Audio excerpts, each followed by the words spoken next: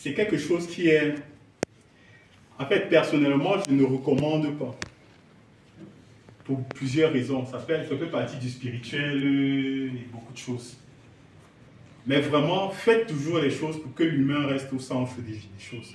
Parce qu'à partir du moment où l'humain n'est plus au centre, c'est-à-dire qu'il y a quelque chose d'autre qui est au centre. Bon, si c'est dans le christianisme, c'est que c'est Dieu qui est au centre. Ça, c'est une bonne chose. Mais si ce n'est ni Dieu, ni l'homme, ça va être très compliqué en fait. Donc, c'est un peu ça. Donc, il faut bien voir le boost. Le boost, c'est que tu as confié à Facebook sans avoir aucune garantie. Tu vois. Pourtant, la communauté, tu peux avoir le contrôle. Tu peux maîtriser, tu peux savoir où est-ce que tu vas. Et c'est que tu veux réaliser en fait.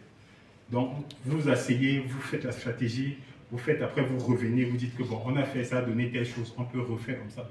C'est ça l'avantage. Et moi, c'est ce que moi j'encourage en fait. De cette façon, c'est bon? Très bon. Ok. Oui. Monsieur, ma préoccupation, c'est au niveau, là vous avez dit, pour une personne lambda qui vient de lancer par exemple son activité, Oui. et pour son premier pas, il s'installe sur Facebook pour faire ses premières marches, il va échouer, d'après vous dire. J'aimerais connaître comment... Non, c'est pas qu'il va échouer. C'est que c'est une... Comment je vais dire? C'est une contre-stratégie. Il peut faire son truc. Parce que dans le échouer que tu dis, c'est que peut-être il va perdre. Il peut même gagner l'argent. Il fait ça aujourd'hui. Dans 2 jours, 3 jours, il gagne peut-être 3 millions. Je vais vous expliquer un truc un peu. Vous voyez un peu ces trucs où on dit aux gens, j'ai tout laissé et je me suis lancé dans telle chose. Et voici le livre que j'ai sorti. Et quand vous achetez le livre maintenant, vous aussi, vous allez devenir comme moi. Parce que je passe mes vacances à Dubaï et je dors aux USA et tout. Vous voyez souvent ce genre de publicité-là. Est-ce que vous avez souvent fait un peu l'approche pour vous dire, au bout de 3 ans, 5 ans, qu'est-ce que ça devient? Non. Voici un peu ce qui se passe. Quand tu lances ce genre, et c'est un peu dans ce style-là avec Facebook, quand tu lances, tu as l'argent, c'est clair. Parfois, tu as même tellement d'argent, ça te fout. Tu vois un peu. Et parfois, ça te fout que tu te dis, ouais, j'ai l'argent. Bon, certains vont se dire, regarde, depuis qu'il est parti à Dubaï, il part de Dubaï, il mange, il dort, il fait ses trucs. Après, il part en Italie, à Florence, à machin. Quand l'argent est déjà une quantité, il dit, hey. Il faut qu'elle lance mon entreprise. Il commence maintenant à voir que bon, est-ce qu'il faut recruter, est-ce que... Bon, ça c'est peut-être le pire des cas que je prends. Mais quelqu'un peut-être peut gagner son argent et se dit, maintenant que j'ai l'argent, il faut que je constitue une entreprise. Je prends des bâtiments, je recrute des personnes à qui je vais donner un montant de salaire, je prends telle chose, on appelle déjà ça le fonds de roulement. Ça veut dire que chaque mois, il y a un argent qui doit sortir. Hein? Il y a un argent qui doit sortir. Et pour que cet argent-là sorte, il faut que l'autre argent continue de rentrer. Et pas sur 2 mois, 3 mois seulement. Il faut que ça se reste comme ça ad aeternam. Et vous savez que nous sommes des humains. Parfois, tu vois un truc, tu es émoussé. Tu te dis, ah oui, tu tombes dessus. Après, tu dis, ah, c'était même quoi? C'était même quoi? Et c'est comme ça que tous les gens qui étaient intéressés commencent à dire, bon, maintenant ils cherchent des stratégies, que non, il faut qu'ils donnent ce genre de message, il faut qu'ils présentent encore sous une autre façon, il faut que... C'est comme ça qu'ils déboursent sur le responsable marketing, responsable stratégique, qui a trouvé une stratégie. Eux aussi disent que monsieur, envoyez l'argent. Le gars, quand tu as envoyé l'argent, il envoie l'argent. Tu vois? Sauf que du côté de Facebook, ça a fait feu, ça a fait boum, l'argent est sorti. Et maintenant, là-bas, ça enchaîne des descentes. Et aussi, de ce côté, ça enchaîne des descentes. Il est là, foutu. Or, s'il avait commencé son business sur un endroit précis, que ce soit physique, bon, généralement, quand il y a du physique, c'est bon.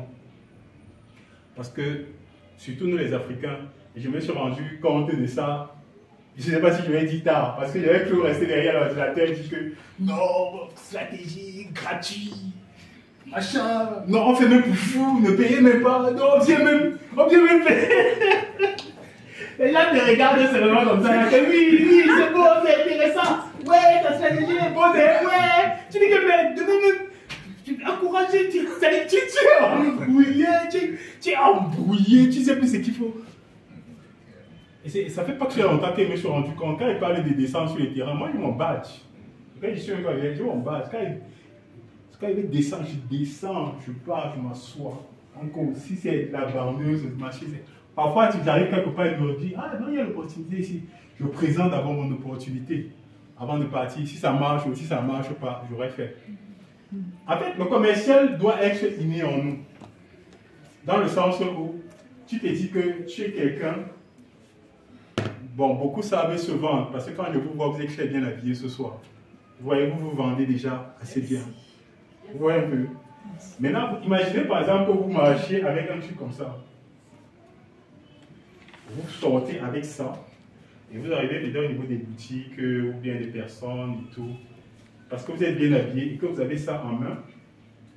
Ils vont se demander, ah mais il est bien habillé, il a un truc en main. Il s'agit de quoi? Est-ce que c'est ça qui le rend beau comme ça, un truc comme ça? Ils seront vraiment intéressés par ce que vous avez à vous.